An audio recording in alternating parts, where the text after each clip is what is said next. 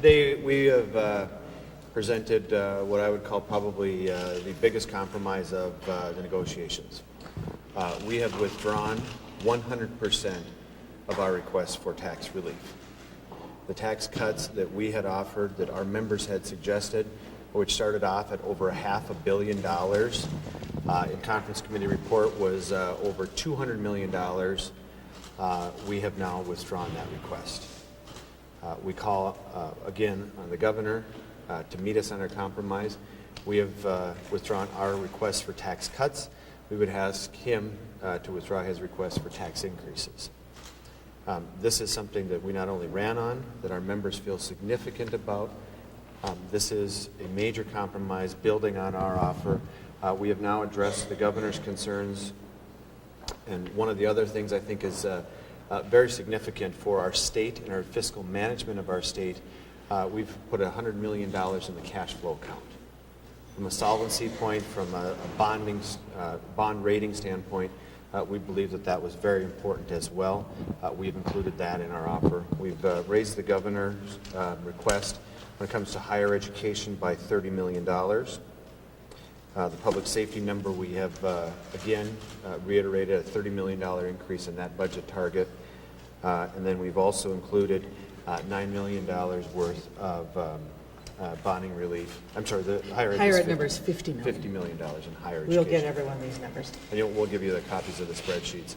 But one of the most important things that we also did in the budget process was to bring forward a spreadsheet so that y'all can see where the money is being spent, how it's being spent, and then the changes from conference committee to where we've compromised with the governor. Again, a significant move from our perspective. You all had asked where we were going to fund the additional money for education on that target. We've now delineated and in very great detail presented to you, and we hope that the governor will present in the same way. What we expect, we should all expect. I mean, it's accounting 101, that this is how you do things. And what I would just add is that yesterday there was a great deal of discussion around the governor filed in the courts. And we discussed his filing in the LCPFP and talked about what he deemed essential, what was deemed essential in 05, what was deemed essential in 01. And there was a great deal of concerns. There was a lot of interest about what was not deemed essential, and there were questions as to why the very narrow definition by the governor. And I think there were concerns on that. And then there were also concerns in the way of what, while nursing home funding was not deemed essential, and making sure that those payments were made. The governor's residence was deemed essential, as well as maintenance at Giants Ridge Golf Course was deemed essential.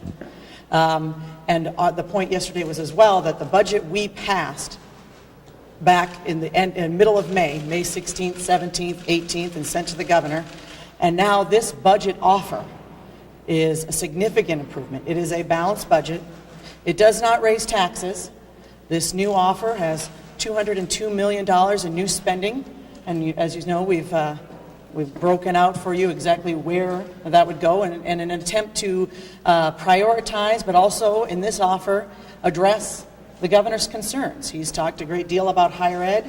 He's talked, there's been concerns for folks, well, what will happen with the parks? We're saying, let's get in there, let's pass these budgets, and it is far preferable to anything that the governor suggested to the courts yesterday. This is far preferable, averts a shutdown, balances the books in a very responsible way.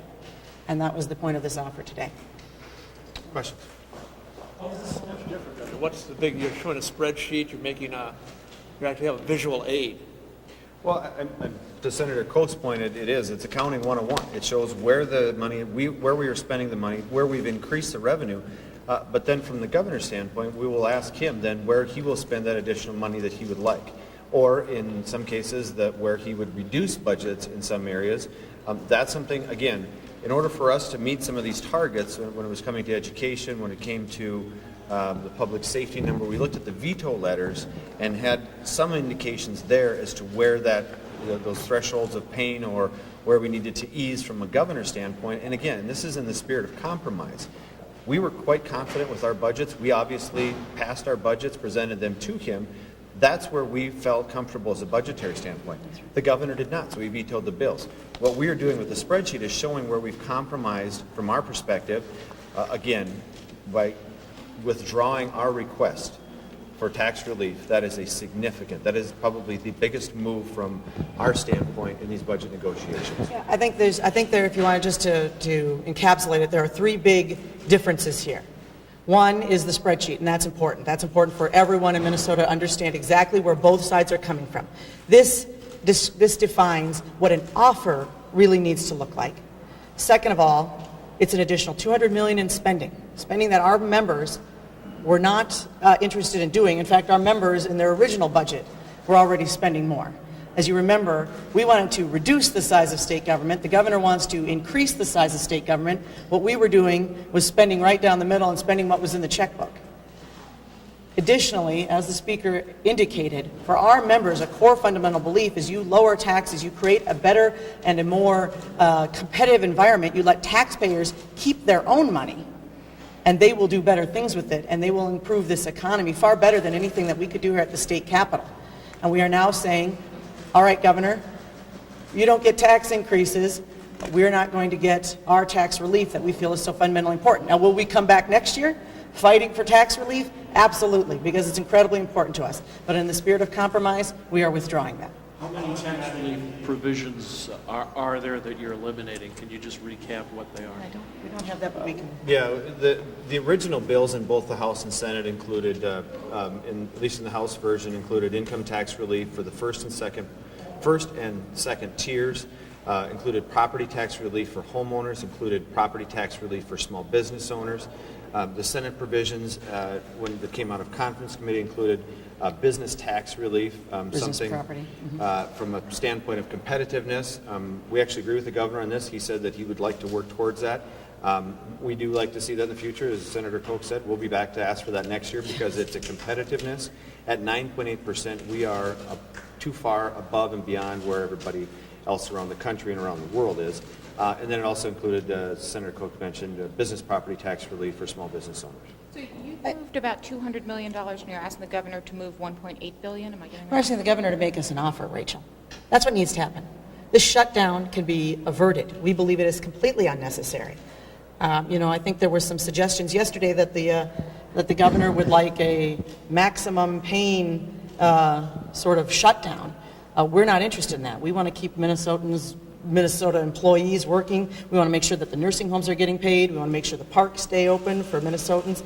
That's what's important to us. That's what this budget offer does, and that's how we offer it.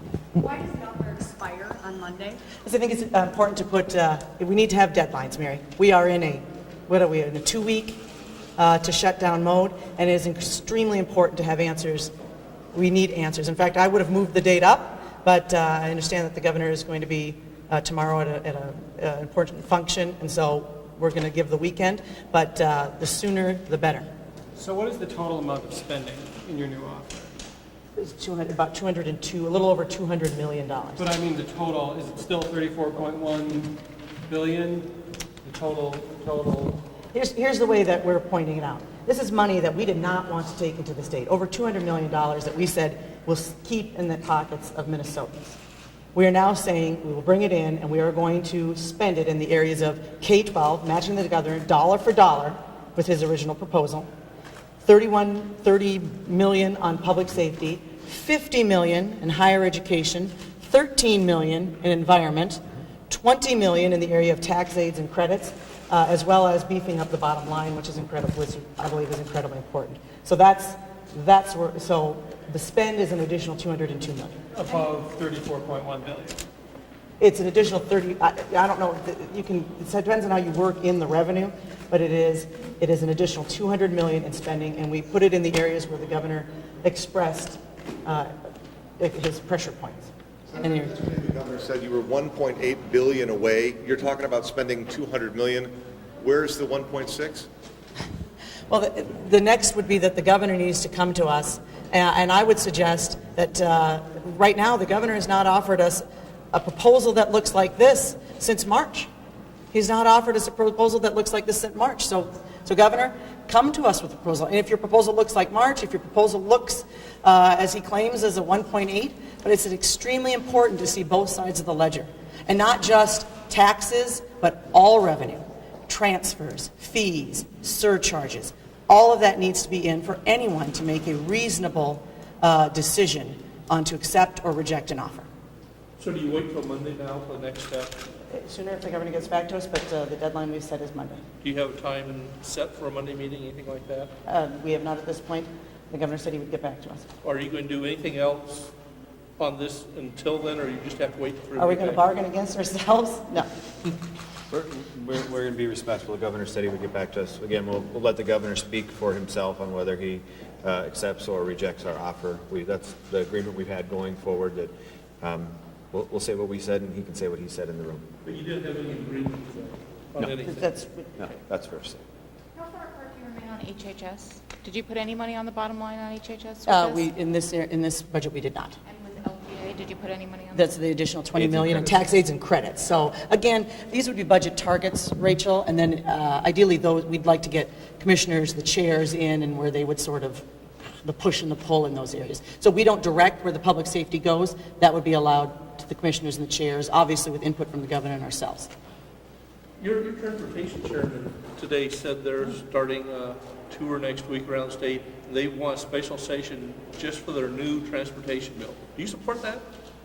Absolutely. I mean, a lot of the transportation money is pass-through. I mean, we don't really, there's not like the general fund where we delineate in accounts and delineate when, budgetary areas. A lot of it's pass-through from federal money. So we think that those projects should continue. We've asked for a special session for the things that we've already agreed upon in the past. That hasn't been accepted, so we will keep offering, though. And again, in the spirit of compromise, these are budget areas where we believe the governor has asked for relief, that he's asked for consideration. We think that we've met those considerations. On transportation specifically, have you asked the governor for a special session on that, or have you talked to him about this new bill they have? Yeah, we've spoken to the governor at length on transportation. We did not talk about the specific bill. I believe, and I wouldn't want to speak, but I believe the chairs have spoken to the governor about this, but you'd have to check with them, Don. I believe they have. I mean, the point there is you've got $4.5 billion in road projects, dedicated funding.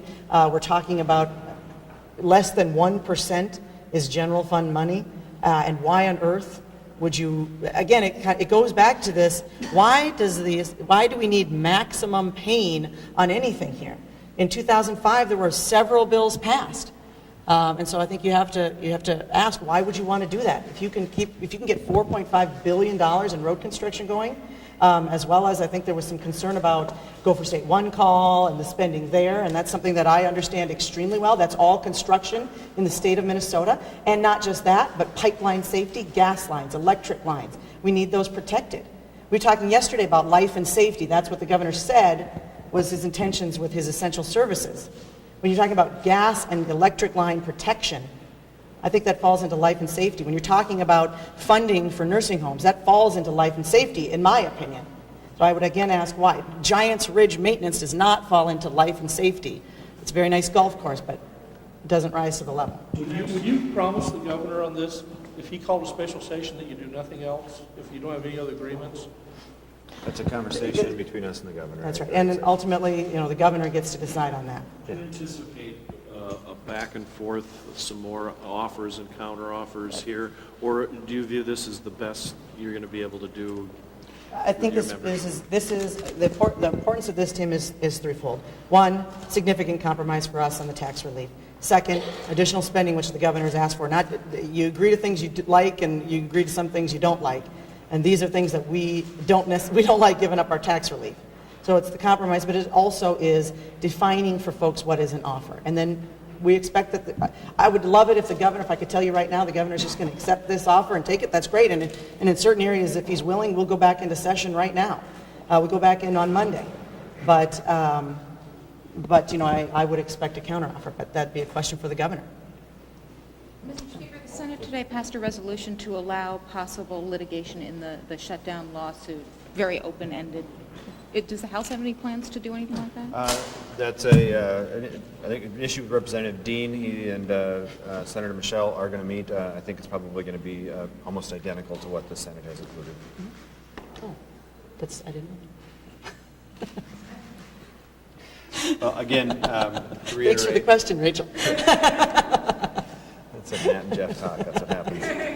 Again, to reiterate, this is a major compromise. It is a significant budgetary item to move to spreadsheets and offers on paper that can be handed back and forth. We would hope, we would expect, after our meeting yesterday, the governor would reciprocate with a spreadsheet also showing budgetary priorities and budgetary reductions, if that's truly what we're going to see of the $1.8 billion in cuts. We've presented our budget. We've passed it. He didn't like it, agreed with that, vetoed it. But now we have made compromise. And to say that we have not come in a significant way from our standpoint of the end of session to where we are today would be a misrepresentation of our offer today. This is a major development from our standpoint, from our caucus standpoint, and we hope that it will be taken in that sense from the governor and from his commissioners. But this doesn't move you at all on the global number, which has been the problem for 6 months now. It moves on the global spend number. It absolutely does, Rachel. This is money that we did not want to take in, that we wanted to leave in the hands of taxpayers. This moves the number on spending. Last week you were really after us about, well, where's your 110 come from? And you just move that from HHS, or where are you getting that? This defines it. It's transparent, it's open, it's what Minnesotans expect and what they deserve. And from a standpoint of do tax cuts work, all you have to do is look from the November forecast to the February forecast. Whether President Obama, Speaker Boehner, and Majority Leader Reid agreed or not, when the forecast came in November, we had a $6.2 billion budget deficit. When it came in February, it was down to $5 billion. Of that improvement in our economy, 68% came from the tax relief. We can show that letting the taxpayers keep more of their money will work. We, and again, in the spirit of compromise, are willing to forego something that we fundamentally believe will work. It can be proven, and we can show if you let the taxpayers keep their money, they will produce more, the state will actually collect more, and we will be in a better position. The governor has said that's not something that he's willing to accept. We are willing to compromise that, and we have addressed some of the areas of concern with his budget, and I think in a significant way when you talk about $50 million for higher education, $80-some million for public schools, K-12. Do you believe Republican members and Republican voters will give you a hard time for dropping the tax relief? As an example, Senator Michelle said to me that I did not necessarily have his vote on this when it came to the floor. Now, I'm gonna get that vote, but he said, just so you know, I'm not... How tough were the conversations you had with your caucuses about this? It's Extremely. Just to clarify, though, last week you talked about $110 million in existing spending. Today you're talking about a little over $200 million. That's not additive to the 110. The 110, it sounds like, is incorporated We've in incorporated. that offer. So today's offer is really $90 million more in spending. Right, but we wanted to, I think there was a lot of questions, and that's fine about where that comes from. We've been asking a lot of questions on where the governor's $1.8 billion comes from, if that exists. I think a very significant also inclusion that should not be left on the bottom is the $9 million in flood and disaster relief for a bonding bill. That was a bill that had support on the House floor and the Senate floor, was not passed. We've had another significant development in North Minneapolis and disaster. Rather than just wait and see what happens, we think it's important from a budgetary standpoint to also include that as That well. would be also something that we could come in and get passed, all agreed on. Another 100%. $9 million. Another Includes area the of 34 complete county. agreement, I believe. But that goes to flood and tornadoes? Correct. It isn't, we haven't delineated it, but we assume that the 34 counties that would have been affected by the $5 million bill, and then, getting some rough estimates that are coming in now in the North Minneapolis, that would be the state's portion.